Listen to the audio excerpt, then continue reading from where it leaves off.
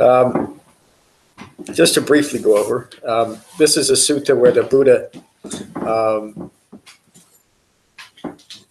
is using some senior monks and their well-developed understanding of the Heartwood of the Dhamma, meaning the Eightfold Path, and how skillfully they're teaching novices in the Sangha. And then he gets into describing their practice, and in particular their meditation practice, and that really what he's saying throughout this sutta is the mindfulness that they have developed of key understandings that he's taught, but also how no matter what occurs during meditation, they've learned to simply come back to the sensation of breathing and to use meditation for what the Buddha taught meditation for, to deepen concentration. And then with the example he's giving in the sutta, as concentration deepens, then we're able to hold in mind, mindfulness means to recollect or to hold in mind, we're able to hold in mind the important concepts and the overall context of the entire Buddha's teaching. And he really reflects that in this sutta. So last week we talked about, last Saturday we talked about establishing the 4 foundations of mindfulness. And I just want to touch on that briefly, something that I talked about on Saturday, but I don't want to get into that whole teaching, and we'll never get through this. The purpose of Shamatha-Vipassana meditation is to deepen concentration and not be distracted by the ordinary functions of the mind, meaning thoughts are going to flow, feelings are going to arise, come back to the sensation of breathing. And the Buddha keeps emphasizing that. And he doesn't touch on every single possibility of what can arise during meditation, but he talks in a general way about if you find yourself breathing with a long breath, just notice it. If you find yourself with a short breath, notice it. If you find certain feelings or ideas arise during your meditation, notice that you're caught up in that thought or that feeling. Come back to the sensation of breathing. The Buddha's words. Whenever a monk trains himself, I will breathe in and breathe out, satisfying the mind. I will breathe in and breathe out, steadying the mind. I will breathe in and breathe out, releasing the mind. That last line is so important, and notice the progression. First, we are developing a calm mind by being mindful of the breath. Then the mind steadies, it becomes focused. And at that point, we're able to release the mind. Of course, it doesn't mean that we stop thinking. It simply means we're no longer attached to our thoughts. It's one of those lines that people have really gotten way off the rails with, releasing the mind. It just simply means we're not using one thought after the next thought after the next thought to continue a self-referential view of selves, reflecting it in our thoughts. Remember the Nagara Sutta. The Buddha described that process of being caught up in this self-reflective view rooted in consciousness that is born of ignorance. Here the Buddha's teaching, as we deepen our concentration, and this is 3/4 of the way in the sutta, and have incorporated the framework, the Heartwood of the Dhamma, we're able to release the mind. So the focus isn't on releasing the mind. It's as a process of engaging in the Heartwood of the Dhamma and a proper meditation practice, we release the mind. It's an occurrence. And the Buddha uses that word, Pali word. Releasing the mind. They remain focused on the mind. And the translation, Thanissaro Bhikkhu's translation is, and this is repeated, in and of itself. They remain focused on the mind in and of itself. I've in most instances, I've substituted or edited that to say free of distraction, because that's exactly what it means, in and of itself. We're just focused on the mind with nothing else distracting me, in and of itself. They remain focused on the mind, free of distraction, ardent, aware, and mindful, while putting aside craving and distress with reference to the world. I could have added the word with self-reference to the world, because that's exactly what precedes it. Craving and distress arises because we are using the people and events of our lives as a reference to who and what we are. And here the Buddha is teaching that as our concentration deepens and we incorporate the Heartwood of the Dhamma, we're able to let go of all self-referential views. We're not taking anything in the world personally, and we're not personalizing anything.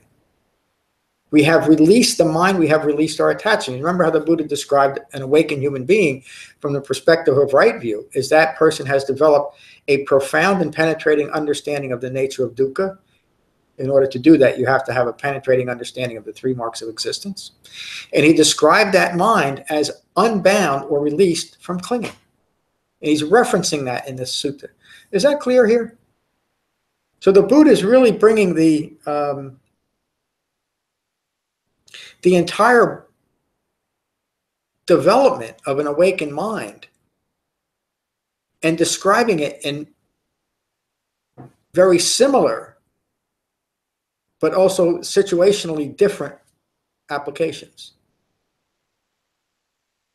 all pointing back to the need for developing concentration and meditation.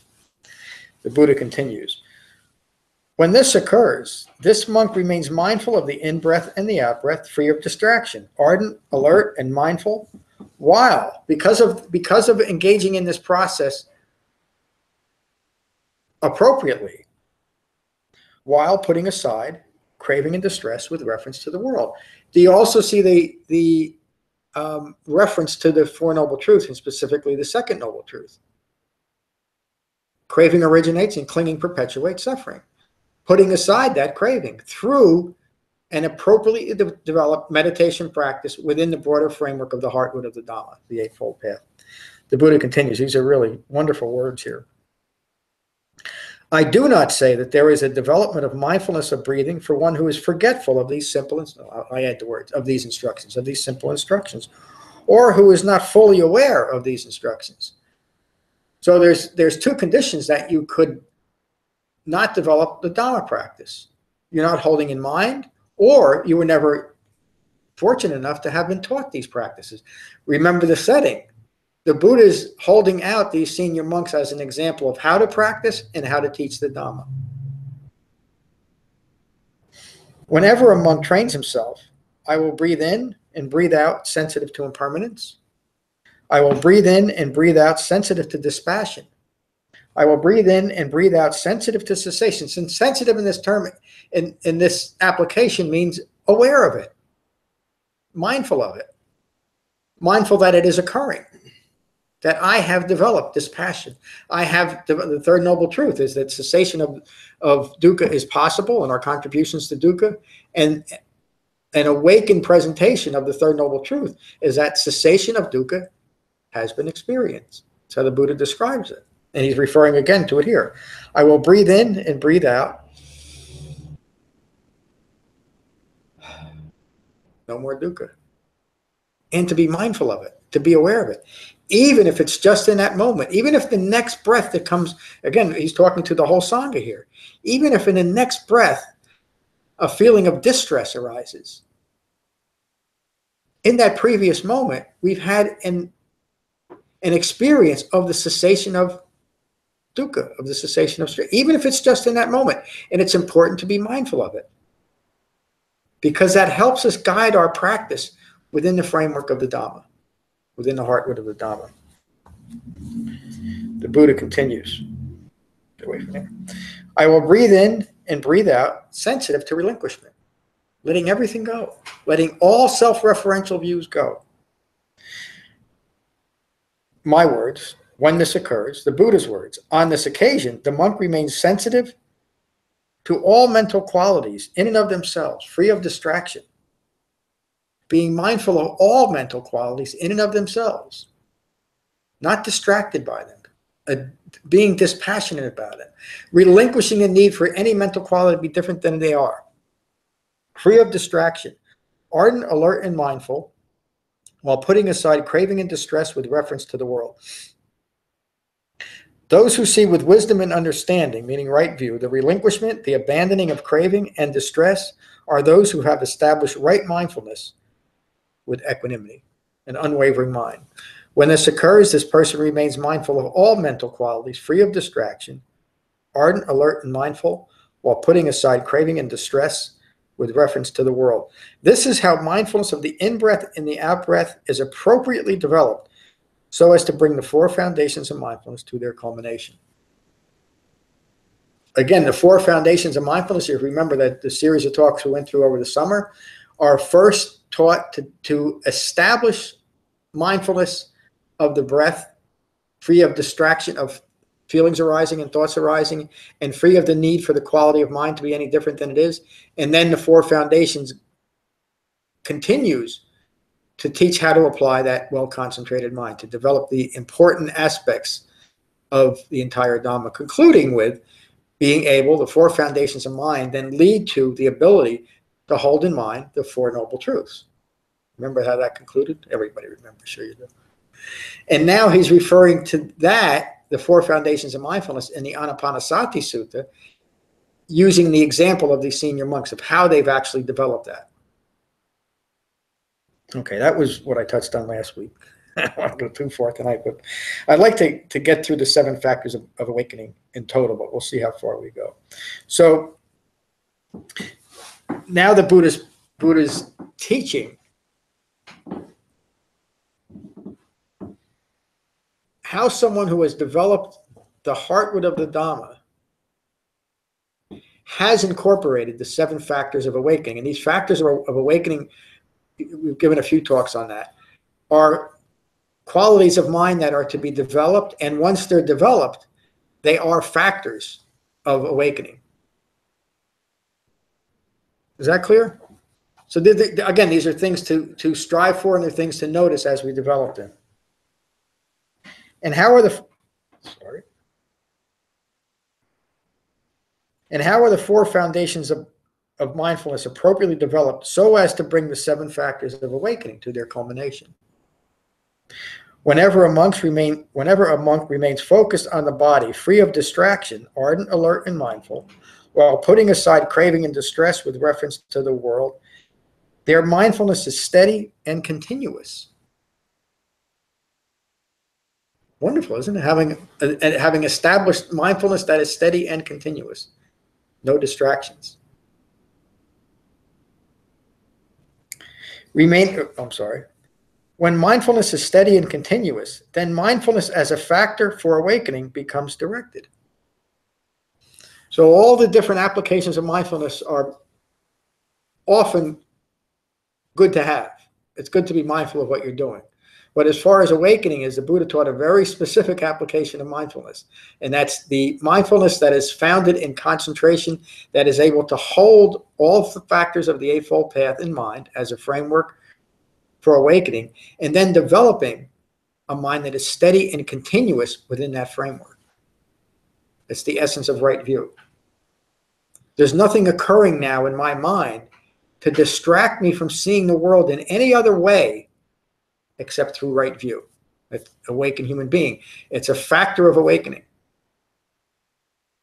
Is that clear? Does everybody understand where I'm going and what the purpose of this teaching now is? It's to describe the qualities of an awakened human being. Okay. When mindfulness is steady and continuous, then mindfulness as a factor of awakening becomes directed. When mindfulness is steady and continuous, it forms the foundation for culmination of its complete development. Remaining mindful in this way, they examine this quality of mindfulness. Doesn't mean a deep and distracting analysis, but you're aware of this quality of mind. And I think just about everyone here has, at one time or another, talked about having an experience of a calm and peaceful mind that was somewhat continuous. Now, I'm not talking about it lasted for days or maybe even hours, but we've all had that experience. That shows that we're developing the Heartwood of the Dhamma. And it's possible to do this, having a mind that's steady and continuous in this way. The Buddha says repeatedly in many different suttas, if it wasn't possible to do this, I wouldn't teach it.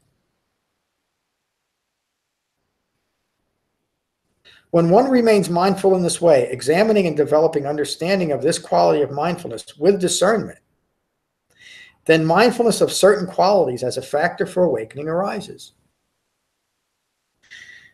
This is how right mindfulness is established as a factor or quality, as a quality of awakening. When one who examines and comes to a comprehension of mindfulness as a factor of awakening, then with discernment, investigation of the Dhamma arises. Meaning we have now developed an understanding of the singular importance of appropriate mindfulness in awakening. When investigation of the Dhamma arises in one who examines and comes to a comprehension of that quality with discernment, then investigation of the Dhamma arises as a factor for awakening.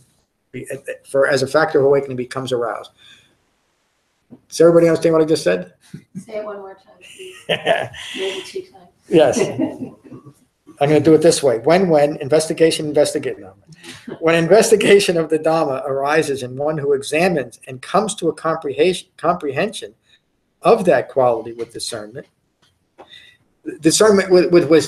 with wisdom framed by the Eightfold Path, with discernment, then investigation of the Dhamma arises as a factor for awakening. It becomes aroused.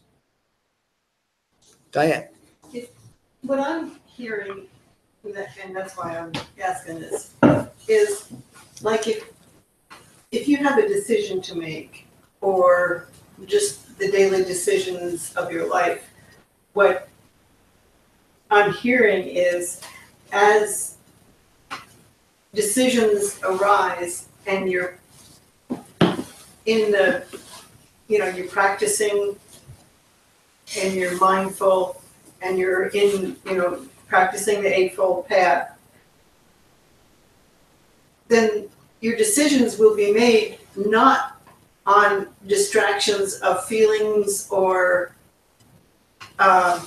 delusions or personalities or stuff like that.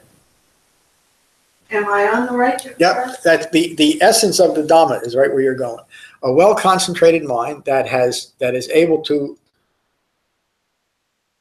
engage in the refined mindfulness of the Eightfold Path, seeing things from right view, then all those decisions are based on right view. They're based within the framework, the overarching framework of Four Noble Truths, and so will no longer contribute to more distraction or more unsatisfactory, disappointing experiences for yourself or other people, unless other people want you to be different than you are. But we have no control over that.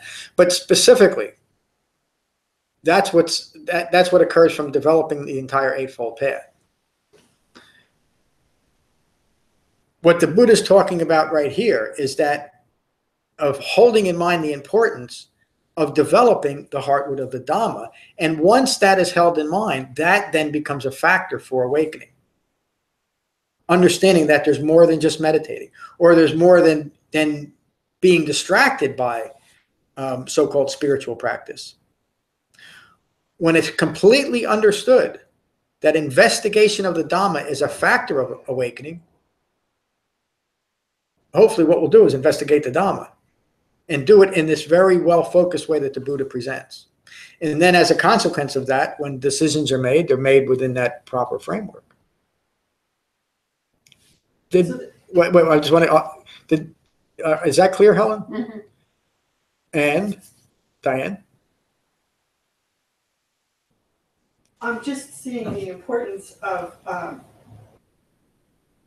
focusing, knowing, memorizing, what is the word? What am I focusing? Living within the Eightfold, the whole Eightfold thingies. Yes. So that's the whole point. That's the Heartwood of the Dhamma. Yeah, because if you're the distractions that would come in, then when you're focused on the Eightfold Path, right view, right intention, right life, the whole Megillah. Then, and you're saying, I'm hearing the word discernment. So look, those 8 factors allow you to sort of incorporate with discernment, again, in a decision-making setting, what is best for you as well as other people. Does that make sense? Yes, and so discernment or wisdom is now you have developed the Heartwood of the Dhamma. And so wisdom shows you what is unskillful, Yes, outside of the Dhamma, yes.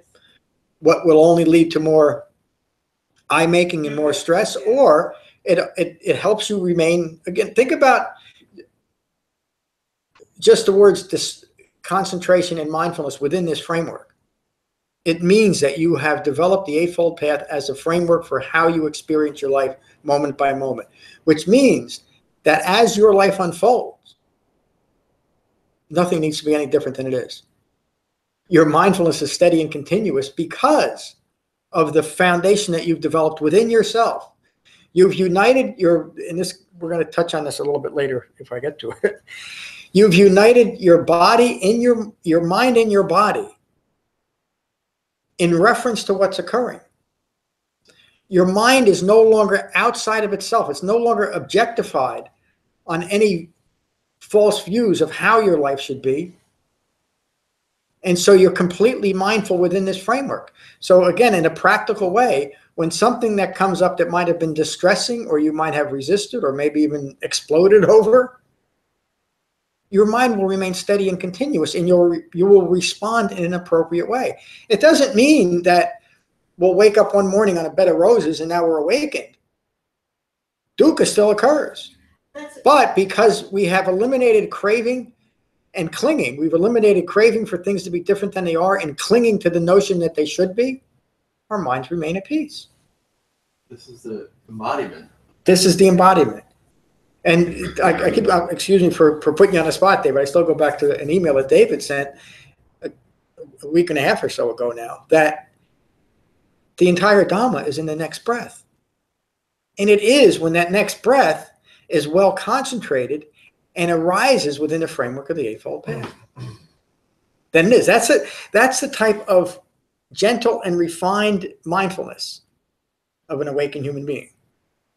And one breath follows the next breath without it being self-referential in any way.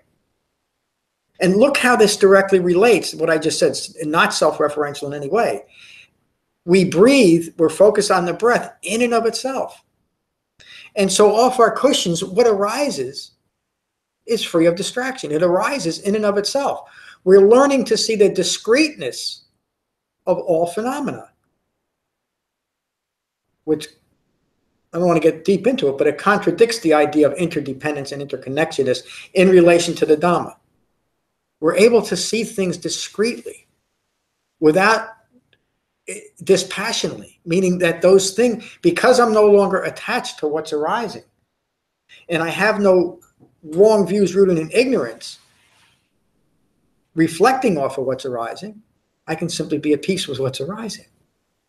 And at that point, I can take appropriate and very effective right action because there's no self-referential ego self involved in it anymore. Do you see how the three marks of existence are understanding the three marks of existence is what the Buddha is pointing to? You could say that the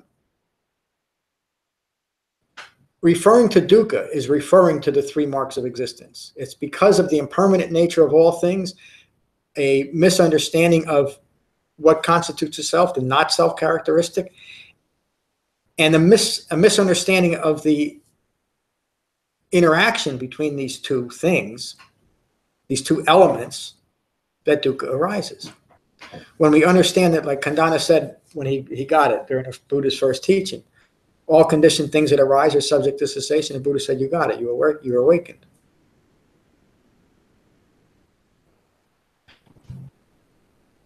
When we stop the eye-making, when we stop needing things to be any different than they are,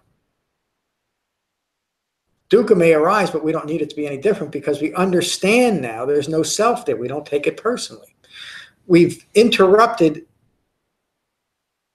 the process rooted in impermanence and ignorance that would give rise to a disappointed self in that moment. We interrupted it through wisdom, through understanding, through the framework of the Eightfold Path. Is that clear? Or did I go off on that? we mean being totally responsible. Yes, but totally responsible not in a grim, overdetermined way, in a very gentle way. Why? Because there's no me in it. I don't have a dog in the fight. Sorry, Brecken.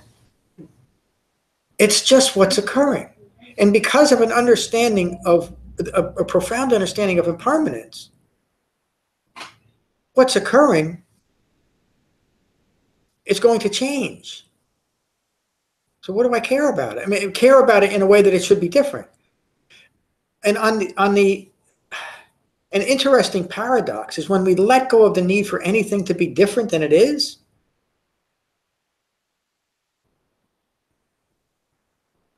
What is continuous? I'm trying to think of the right. Continuous. It's a wonderful experience because we're fully involved in our own life.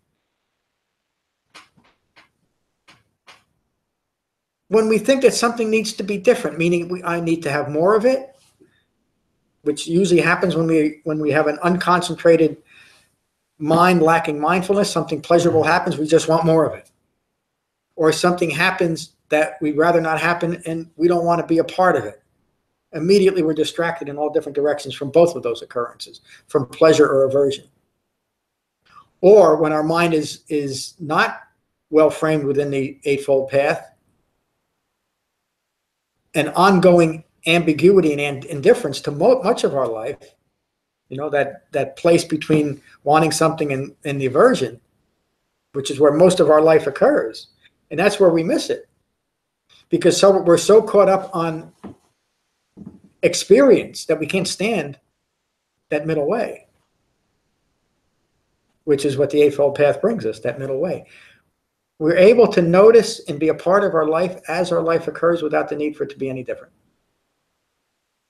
Without having to please anybody from the past or the future. You can't please anybody. I mean, that's pretty profound. It is. Letting go of all of the baggage. This came up a few days ago with an online student. And he said, well, this sounds like a pretty arrogant way of living.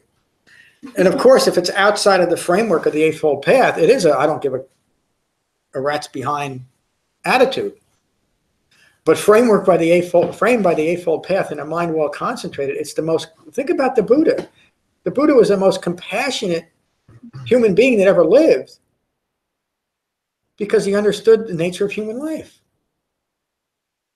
And when we can be, when we don't have a dog in the fight anymore, then we can be mindfully present with anything that occurs. And if it's appropriate to offer a kind thought or a kind word, it's done with wisdom.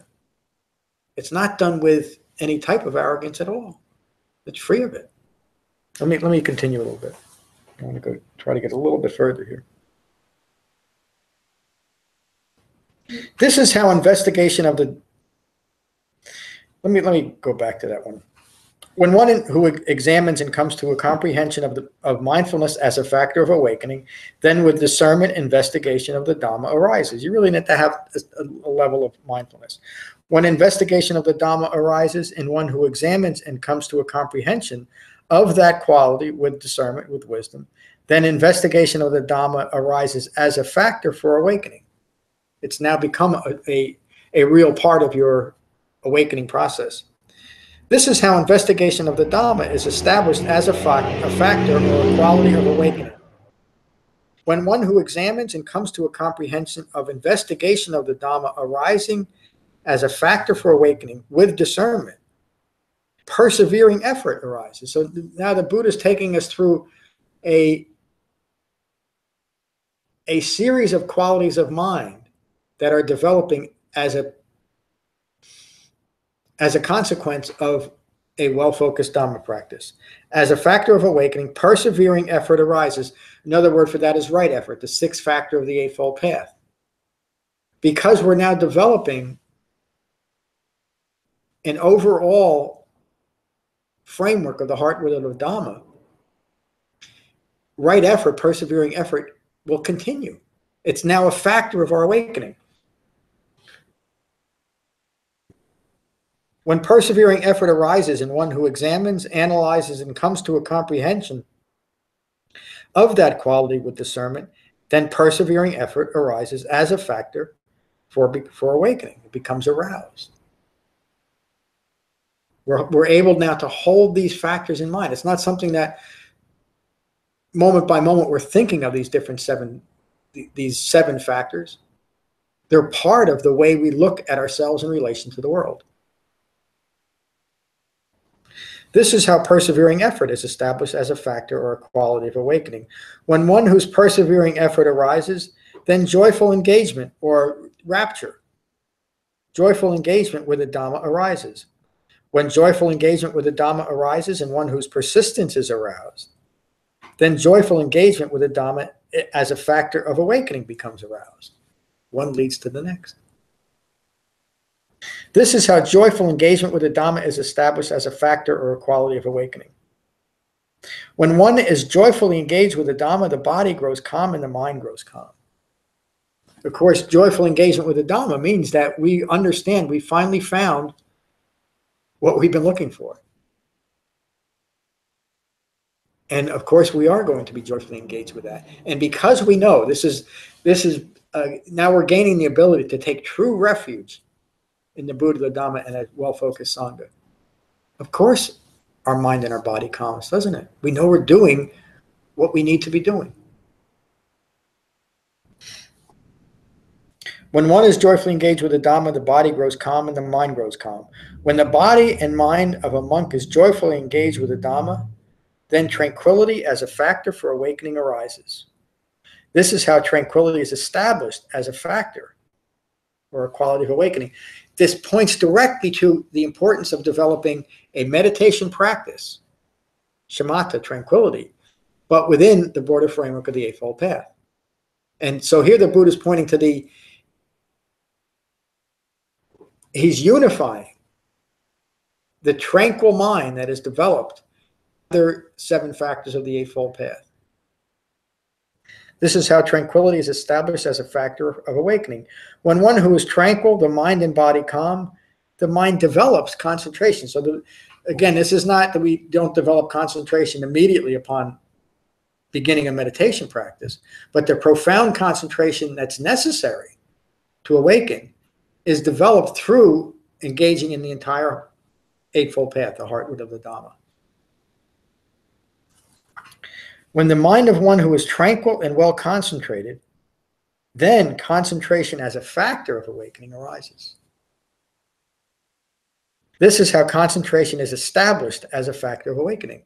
Again, it doesn't mean that it does mean that we're developing concentration as one factor of the Eightfold Path and developing the entire Eightfold Path, leading to that profound concentration that can hold in mind an awakened quality of mind. Is that clear? Is it? Because that's really what I hope to develop tonight. Okay.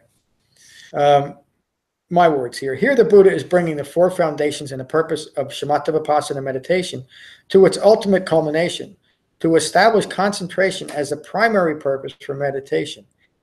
It is a well-concentrated mind that supports the refined mindfulness necessary to support the integration of the Eightfold Path as the framework for awakening.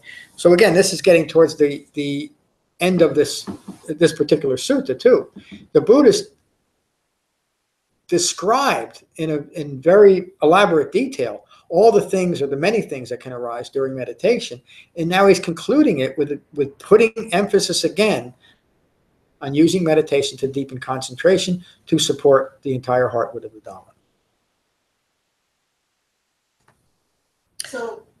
So to be mindful means so present that when the bully comes in and tries to distract you with various distractions,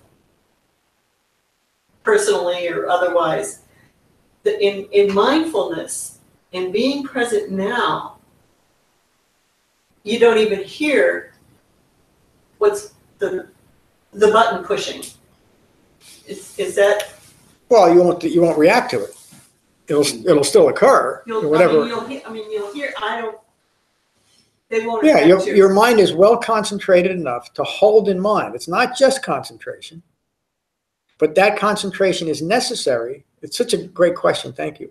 That concentration is necessary to support the framework of the Eightfold Path. And now it's at that point where it's right view. I'm talking about an awakened human being, to simply see what's occurring in a way that you're completely dispassionate about it. You're not taking any of it personally. So your mind doesn't react. And you're able to see things clearly through right view. Right view understands the nature of dukkha arising in the world, but it doesn't react to it anymore because it understands it. Just like you understand a little baby crying, you don't, or at least eventually you get to the point where you understand a baby. Every time a baby cries doesn't mean you have to react. You understand what's occurring. You've developed an understanding of that part of your life. And so as we awaken, we understand the nature of dukkha in the world. We understand its impermanent nature. We understand that there's no self involved in dukkha. See, the 3 marks of existence. And so we remain at peace. Is awakening a continuous process?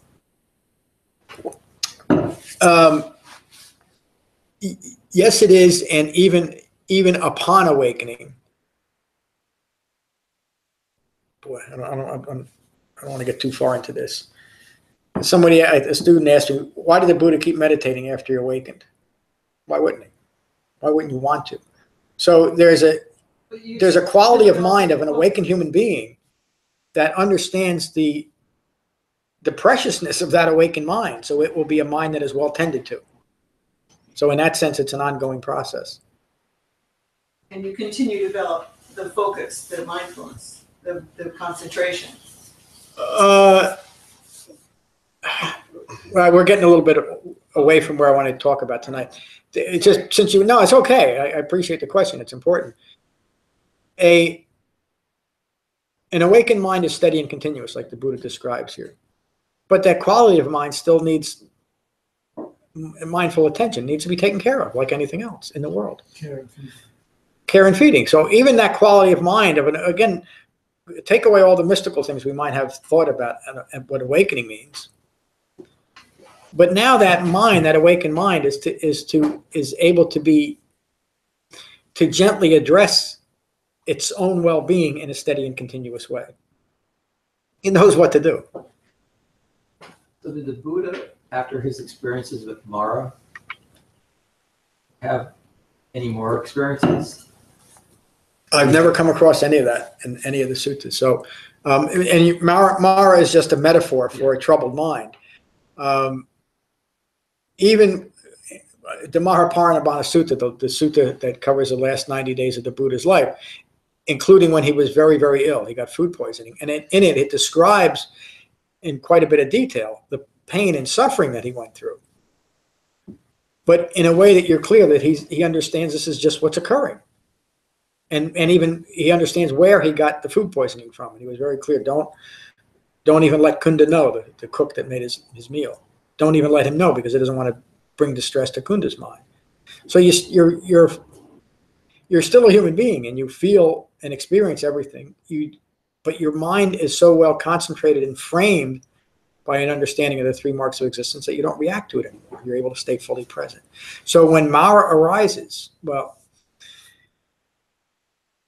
in situations where Mara might have arisen, it doesn't, because you've gained control of your mind.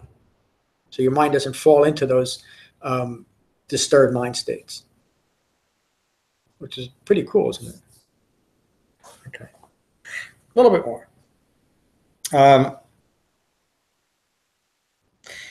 My words, concentration, not personalizing through overemphasis and gross analysis of impermanent phenomena, is the purpose of Shamatha-Vipassana meditation. And it's what the Buddha is teaching here. It can clearly be seen here that the different experiences, the ever-changing qualities of mind that arise during meditation, are not in and of themselves subjects for contemplation, examination, or analysis. It's examining and analyzing the qualities of mind that support awakening. not being distracted by these other things. This is the point that I'm trying to make here. It is a present quality of mind established in profound concentration that is the foundation for developing the Heartwood of the Dhamma, the Buddha's words.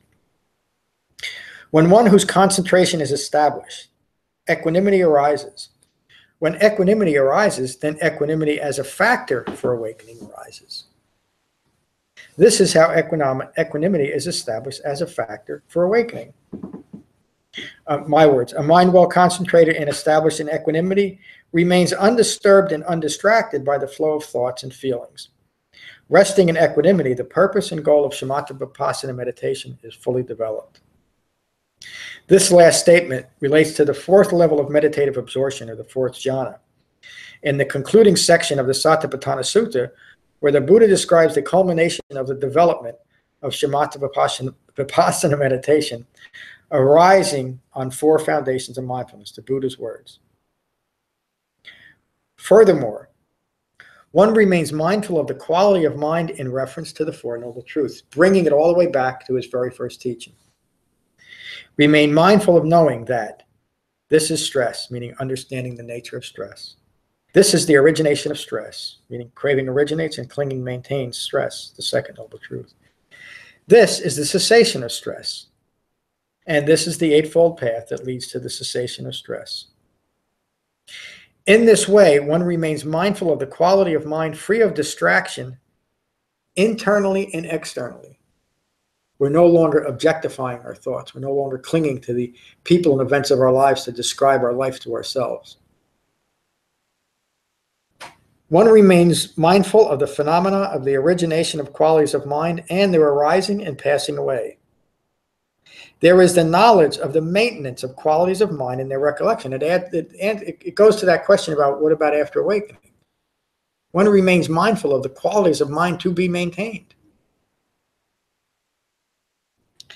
There is a knowledge of the maintenance of the qualities of mind and their recollection, independent of and not clinging to anything in the world.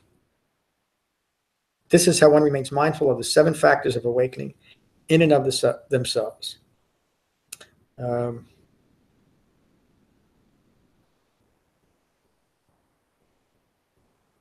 So who you're associating with is pretty important. Throughout the Buddha's teachings, let me just go read one more paragraph, and then I want to. That's such an important question or comment. So here the Buddha is bringing together the four foundations of mindfulness developed during meditation, and remaining mindful of each factor of the Eightfold Path. Emphasis is on the importance of remaining mindful of the impermanent nature of all phenomena and clinging to qualities of mind, the arising and passing away of all self-referential thoughts and attached mental fabrications. I'm going to stop there. Throughout the Buddha's teachings career, association is just another word for clinging or attachment. The Buddha teaches the importance of wise associations and choosing our associations wisely. To a great extent, what one associates with, whether it's groups of people or other objects or ideas, what one associates with, what one clings to, one is going to determine what one is, or will determine their experience. I think I mentioned, I'm not sure if it was here. I had a friend of mine many years ago. His name was Riley Reagan. I still remember him. And he was a great talker, great speaker. And I heard him speak on speaker on alcoholism and drug addiction. And he almost always concluded with this, placing the importance on, if you want to recover from alcoholism and drug addiction, you can't associate with drug addicts and people that are drinking.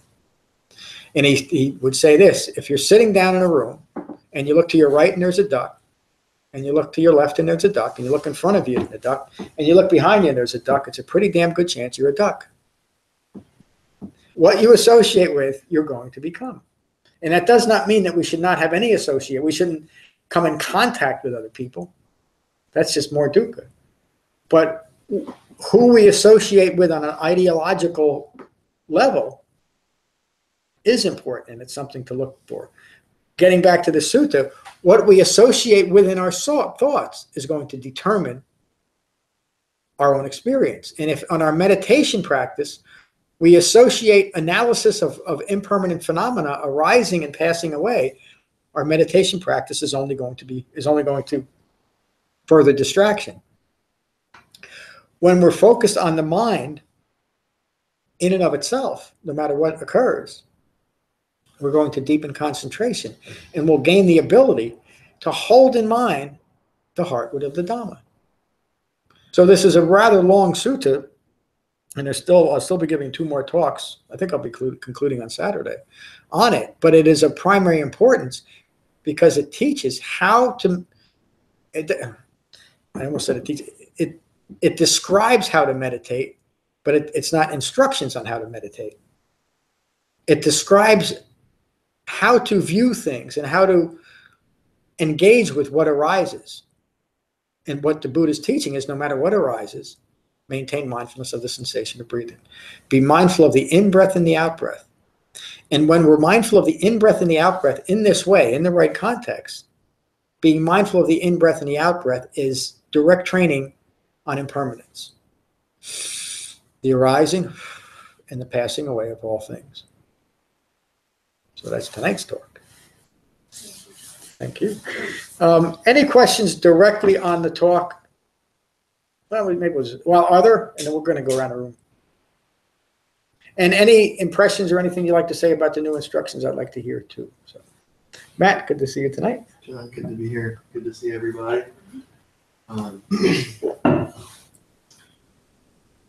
Wow, this is just a really hearty sutta. And I don't have much to say about it other than,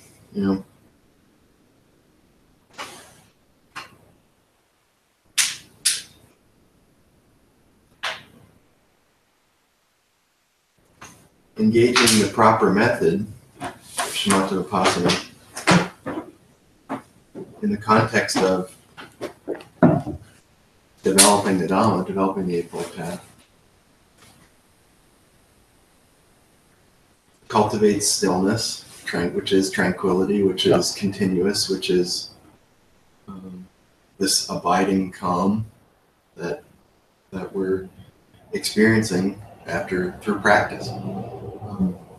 So this is the embodiment of the Eightfold Path, the embodiment of the Dhamma, the embodiment of the Buddha's teachings, comes through practicing Shamatha-Vipassana and the rest of the Eightfold Path. Thank you. And the Thursdays and Saturdays talk, the end of the sutta, if you haven't read it yet, the Buddha describes the culmination of the path. And the culmination of the path is a mind that is steady and continuous and resting in calm and peace, no matter what occurs. Isn't that remarkable? Isn't that what we've been after since we were little kids? I mean, really. I mean, when I was a little kid, I wanted this and I wanted that, but those external things were what I thought I needed to finally have a calm and peaceful mind. It's in letting go of all those things to realize that that calm and peaceful mind is with us moment by moment if we have developed a well-concentrated mind and a way of seeing things from right view. Culmination of the path. Kevin, good to see you tonight. Well, nice to see you. Nice to see everybody. Be in the stream with everyone. Yeah. Just what Matt was saying. I mean, it's almost the embodiment of mindfulness. This is the arising and passing away. Allows us to hold in mind, and be empty of ignorance and hold in mind the Four Noble Truths and the Heartwood. That's it. It's really nice to see those new instructions because there's just another profound layer to be experienced, the profound right view and this profound sort of discerning mindfulness that we're looking for here. So thank you. Thank you. Yeah. Anapanasati means breath-mindfulness. Ram, good to see you tonight. See you. It's nice to see the whole path, the whole progression laid out. Yeah. One step after another after another. And to recognize the glimpses that you've had.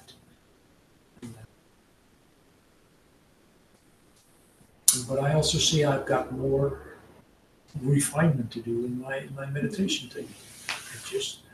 It seems to be always, oh yeah, it works better. So yeah, I may actually have to download your. Are the new instructions up already? Or? Yep. Yeah. Yeah. Thank you. I've been wanting to introduce these new instructions for quite a while, maybe even over a year. But I wanted to make sure that the context was here, so you understand why and what they refer to. And I think they will help. I just had a beginning statement. Now is the time to meditate. Yeah. It's so easy to forget that. Okay, time to meditate. And you're already off and going. Yeah. No, this is time to meditate.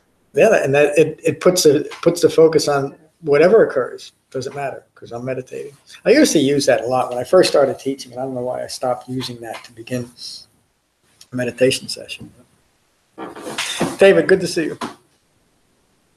Like I told you before class, I started using guided meditations. I hadn't used them before, and they're very helpful. It was a good time for me to hear that last Tuesday and read before, and it's focused.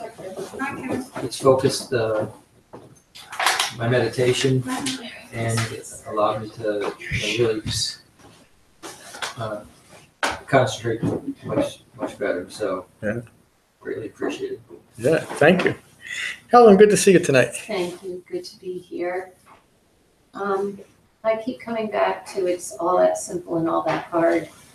I understand the words, and I know that I can do that.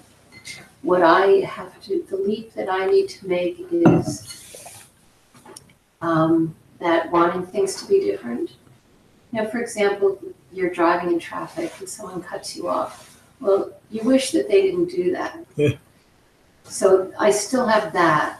I wish they didn't do that. But then I can step back and do, okay, well, now I'm behind them. Okay, probably better than having them behind me. And so I can get to that point, but I still have that thought coming through. I wish that didn't happen, or I wish this was different. But I can get to the next step from there. That's one thing that I've been thinking about. And now in this holiday season, you can find yourself in a line full of people and things are taking longer than you wish they would. And maybe the music in that store is really awful. You wish that it wasn't. But I just go back to that realization, you know, how often can you just spend time just standing in one spot and have nothing more than that required of you? And so then I go back to that space and I kind of chuckle a little at myself, you know, for even like noticing the awful music. But then the other thing that I've been working on is in noticing the arising and the passing of my breath. If I find that my mind has wandered and I bring it back and I say to myself, be aware of the rising and the passing of your breath, then I transition from the words to just the sound of my breath. And being a sound without words associated to it allows me to step back into that space, less distracted space. So I substitute the sound of an in-breath with the words and an exhale with the words, and I can slip back into that more concentrated space. So those are tools that I'm using now. I was a little distracted by all the more words that are used in the callback, but I'm just going to try to work with that to associate the words with getting back into that space and see how that works, because your mind can just go down a wormhole faster than Shiraka, and so it is good to have those callbacks to bring you back. So I'm just going to try to just get to that space faster with those words. Great. And the callbacks now relate directly to the sutta. That's really what I was waiting for. So I had the context to point. And they're on the website too, just to remind you. Isn't it wonderful to be able to reclaim our mindfulness when we realize when somebody cuts us off? And the less than skillful drivers are just part of dukkha. It's not, obviously they don't do it to us, but we often take it personally. But it's just part of being in the world. And even standing in line, the long lines at Christmas time, that's part of dukkha. And it's our choice to be in that line, isn't it? I mean, it feels like, I got to buy presents for everybody, so I got to be in this line. But all of those things, being on the street with unskillful drivers is my choice to be out there. Oftentimes it doesn't seem like that. I got to get to meditation class, but it's all part of just being in the world, and there's nothing we can do about it. What is wonderful is that you're able to develop the ability to reclaim your mind. You can catch yourself and put yourself back in the right place. Yeah, I'm waiting for the day that I don't even have to catch myself. Yeah. it's coming. But that's what the sutta talks about too, and all the Buddhist teachings. That it's possible to get to that point. It's not something that's humanly impossible. It's entirely humanly possible to do this. All we have to do is to continue to develop our practice. All we need is to have that right effort, that persistence. Kashanti is patient forbearance. We just keep going because we know we've developed that joyful understanding that we know we're doing what has real benefit because we've had the experience of it. It's so important to recognize. Another thing that the sutta points out. Again, remember the Buddha's pointing out this really works. Here's a bunch of maybe a dozen monks that the Buddha's pointing to. These folks did it, and they're teaching you. You're lucky. Thank you, Greg. Good to see you. Good to see you, John. I saw Mary Beth wrote here. She says to say hello to everyone. She wanted to be here. Wasn't feeling very good at the last minute. Oh. Says hello to everybody. So, Hi, Mary Beth. And I like the words in the callback. This is the first time I'm hearing anything different. I've not been very good with my practice in the last few days. And I really enjoy the way it points at. So one of the things you added is to specifically say during the callback that this is to strengthen concentration along those lines. And I think that is extremely important, especially for people in earlier stages, because sometimes even, no matter how often you do it, you kind of forget what you're doing. And it really makes it clear. It's like, oh yeah, that's what we're doing here. Especially for people that are still having been with other forms of meditation, and it makes it very clear, very focused what you're doing and why.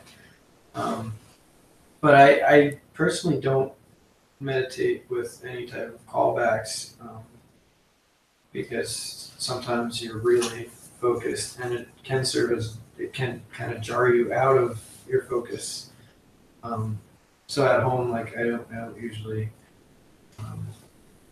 and I think it had something to do with, I took 2 Benadryl earlier because I had a really bad allergic reaction to something.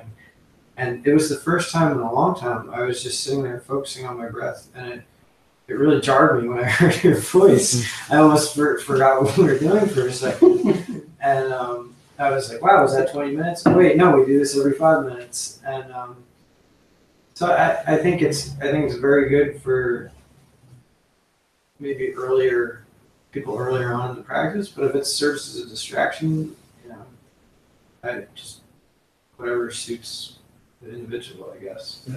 But I think it's very good, and still will be very helpful at times when it really very clear.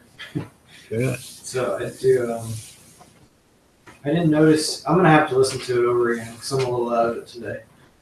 But yeah. And as far as the sutta, it's probably, I don't know. It's hard to rank them, but one of the most important. I mean, they're all the most important ones, I guess, but it's definitely up there. Yeah, it's in the right context. In other words, it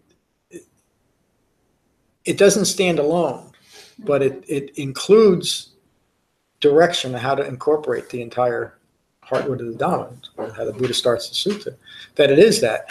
The way I've been describing it is there's suttas that are superior suttas, understanding dependent origination, Four Noble Truths, the Three Marks of Existence, and Not Self Characteristic, and Passion, the Buddha's first three discourses in that way.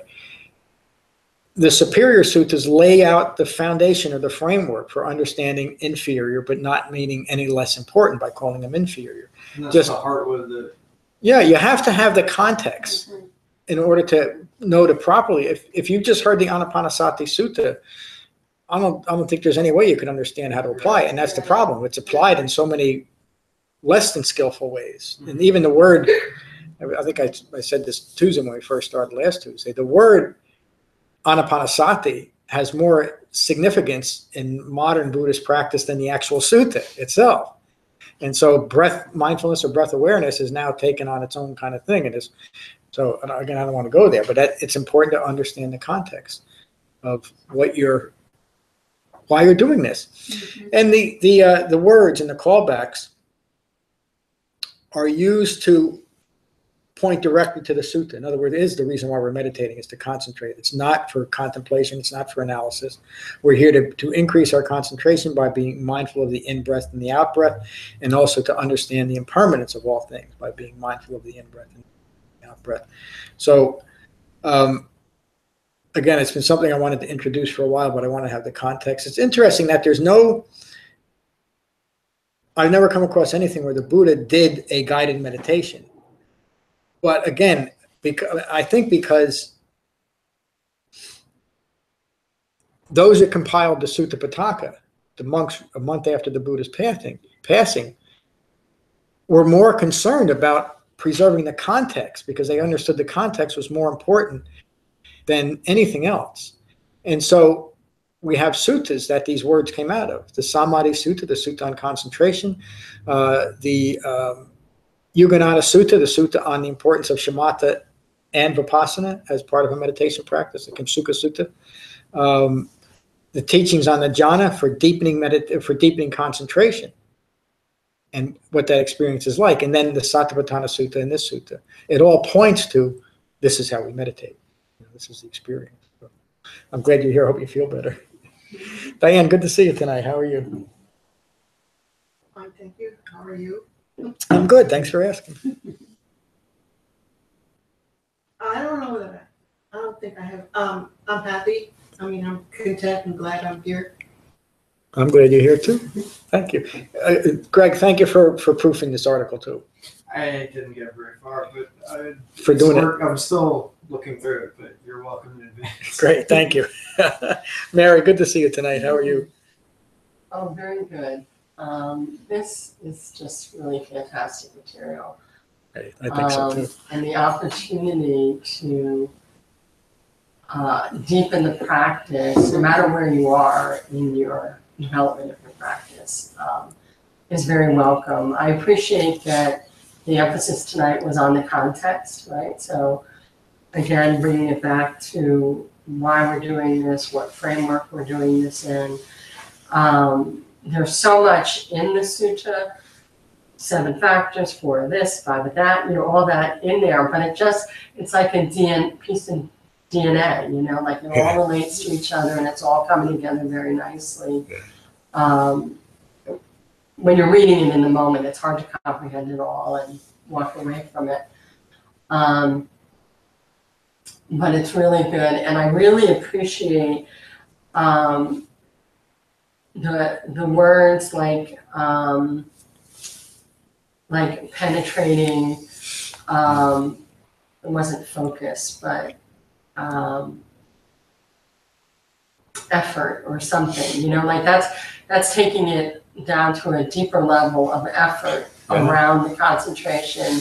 And so even the words added to, you know, the callbacks are a reminder of the deepening of what we're trying to do, and not just the emptying of our minds, but actually deepening of concentration. At least that's the effect it's having on me. That for me, like, it's almost a little bit of a wake-up call to take this very seriously, and that the opportunity that's in front of me with some additional effort and priority in my life is not lost on me. It's very, very present. And I also love the words ardent, aware, and mindful are used over and over again, which to me is about, you know, appeals to my desire to work hard, put in a good effort, and to be serious, because you can't be mindful.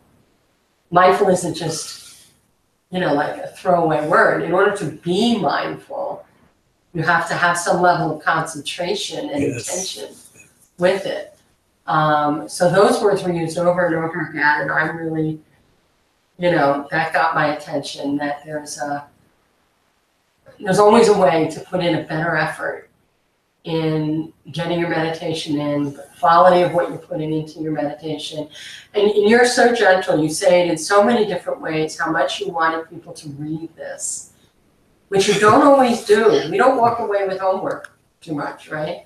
But you definitely, as I was listening to Tuesday, Thursday, Saturday, over and over again, you definitely were asking people to read it, and to prepare maybe a little differently, or maybe I just heard it for the first time. I mean, it's like one of those things you've said many times before, but I just heard it. So I did make every effort to be more prepared, you know, in a more studious way for this one. So, and just words like, you know, joyful engagement, you know, that's something you said, I think, on the first night that David was there. And I thought, you know, it's just, you know, what this is all about. So, anyway, that's all I have to say. Thank you, Mary.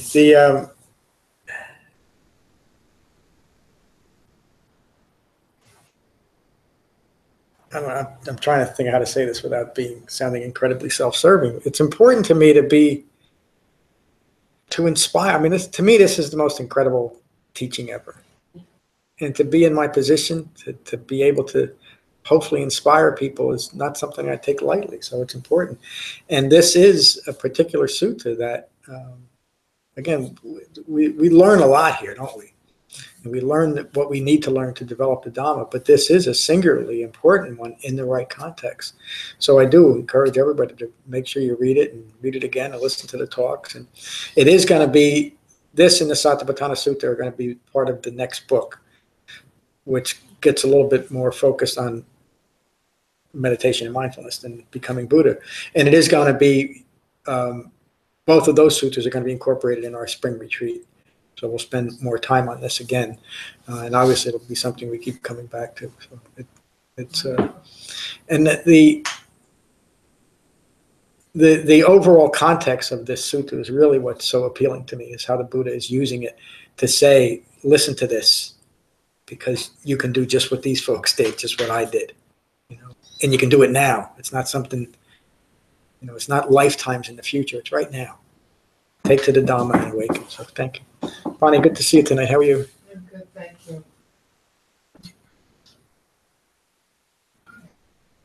I think trying to be in that place of acknowledging what arises and letting it fall away, that's, you know, where the practice has to deepen for me. I think in accepting where things are and really control about that. So just being really clear about what it is arising, what I'm thinking, what I'm feeling, and then letting it Well, and to use the framework as a way of my response to what arises. So that's, it's all like when you talk about it, I do see it as sort of this visual image with Mary when you said like it's like DNA, and all the concepts are really built around. I love the metaphor of the heartwood of the Dhamma. I love that idea, which is, it's the Eightfold Path, right? Yeah, that's when the Buddha Which sees is those words. everything goes back, it's like everything just comes back to that and like gives it support and context. It's sort of like, remember, I was in class, we talked about the Taproot? yeah, when the tree first is planted, the soft center of the tree has to put the taproot down in order for it to harden over. But the hardening doesn't have anything to do with the soft center, that heartwood, that place. And I think all the things about the concepts, about the factors and the Eightfold Path is like what supports, gives it like its structure to hold it in place. So it's really beautiful. Thank you. That's what a beautiful way of putting it. It's all supported on the Eightfold Path. It's the heart. Noticing Lorna talked about this too. Most of us don't have too much trouble noticing the arising of the breath, but we hardly notice the passing away. And the passing away is both metaphorical and a practical. It both develops a metaphorical and a practical understanding of the cessation of me, of holding on to views, well, it's of just impermanence. because when you breathe in, you have a sense about like I'm thinking, where is it in my body? And when you blow out, it's gone. Yeah. Right. So when you breathe it in, I have it. Right. You've acquired something. And so there's an ownership of that, a very subtle ownership. And so when we don't put the focus on the arising and the passing away, the in-breath and the out-breath, just noticing that can very easily lead to the further establishment of a self even during a meditation practice. And that's what the Buddha is referring to, being mindful of the in-breath and the out-breath, the arising and the passing away, the impermanence of the breath. And if we can really get that, then the entire Dhamma is in the next breath. And we can get it. It's not something that's beyond us. If we have the right instruction, we develop the right Heartwood of the Dhamma, we get it. Thank you. Liz, good to see you tonight. How are you? Good to see you. Good to see everyone. Thank you for this wonderful teaching. I think everyone has been so profound tonight. Yeah, that is I it. don't really have anything to add. But thank you. Thank you for being so profound with that. Brecken? No, nothing. Brecken had a very good. What an amazing dog. Jeez. Does that dog have any voice? Oh, he does. Sure, Okay. a couple times. Yes, he does. Lorna?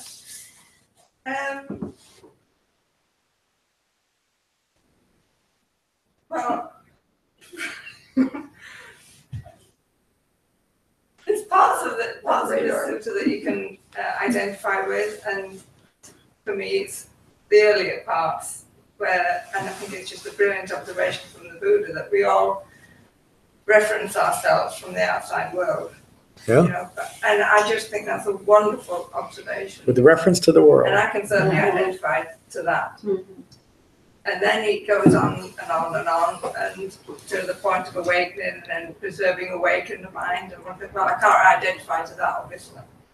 But it's just fascinating that it's just so simple. If you could just drop your anatta, if you just could drop it, and then you would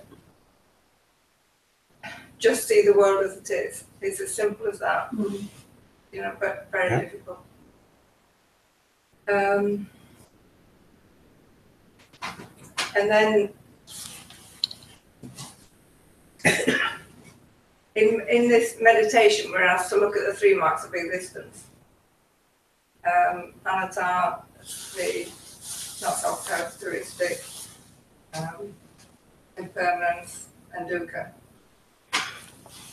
We look at anatta in the meditation by trying to not manipulate our breath.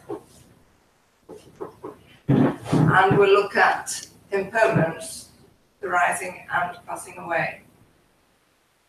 Sometimes when I'm meditating and when you're tired and not always in the mood, etc., those two things combined is a lot to hold in mind and a lot to try and meditate with. If you were a little tired, for instance, and you can only just like really want to concentrate on one of them, can't manage both of them, which one is the most important, would you say? Yes. And then if we asked to look at the three marks of existence, I can only see two of them in meditation.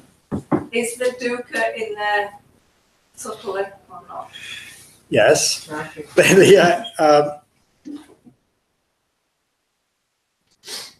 Dukkha occurs as a consequence of having a human life. Reacting to dukkha occurs because of a misunderstanding of anatta and anicca. Because we have, whether you want to call it inadvertently or subconsciously or ignorantly, established a self in an environment that it can't be established in. Rooted in ignorance of Four Noble Truths, rooted in ignorance of impermanence. During meditation, it's best to be mindful of the impermanence of all things, including a wrong view of self, including dukkha. So to answer your question, I don't know that one is more important than the other, but during meditation, if you can use meditation to deepen your understanding of impermanence, you will gain and develop great insight into the not self-characteristic and resulting dukkha. But if you happen to be sitting in meditation and you notice how you're establishing a self rooted in wrong views, it's a good idea to acknowledge it and come back to the sensation of breathing. Because in that way, you are developing an understanding of the impermanence of even wrong views. Because remember, the three marks of existence applies to all aspects of the Dhamma, including ignorance. If that wasn't so, we couldn't awaken. But be mindful that even wrong views are impermanent. Come back to the sensation of breathing.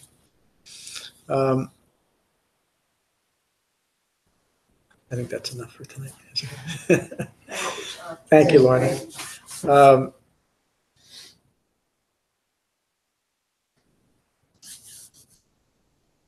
So it's gift-giving time for most of us. And you hear me say often, the greatest gift I can give myself and to all others is to take to the Dhamma and awaken. And it really is true. We were given these incredible teachings. Yeah, I know you've heard me say it many times, but to me, the most amazing thing in my life is, one, having come across these things, because I was looking in all the wrong places. And then to be able to actually develop them, and again, not that I'm anything special, these are taught for human beings, that they're useful and applicable 2,600 years later, and they're still here.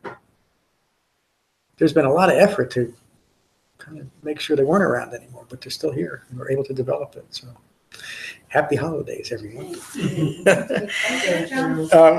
Thank you. We'll finish with I'm going to probably have two more talks. So again, I encourage you to read this, read it again and again, and listen to some of the talk, or listen to all the talks. Leave it that way. But I think I'll conclude on Saturday. And I got an idea for what I'd like to do before we start the Truth of Happiness course again on the 2nd. But I'll put it, it's one of those, it's not a well-formed thought yet, but I'll put it in the email. We might do something a little different next Tuesday than we usually do. But the Tuesday after Christmas, or next Tuesday class. You're out next Tuesday. I'm here. I hope you all are here too. And then the following Tuesday, we'll start the Truth of Happiness course again for 12 weeks. So let's finish with metta as we usually do. Find your relaxed meditative posture. And again, take a moment to become mindful of the sensation of breathing in your body and notice the the impermanence of your in-breath and your out-breath. These are the Buddha's words on metta. This is what should be done by one who is skilled in goodness and who knows the path of peace. Let them be able and upright, straightforward and gentle in speech, humble and not conceited, contented and easily satisfied, unburdened with duties and frugal in their ways, peaceful and calm and wise and skillful, not proud or demanding in nature. Let them not do the slightest thing that the wise would later reprove. Wishing, in gladness and in safety, may all beings be at ease.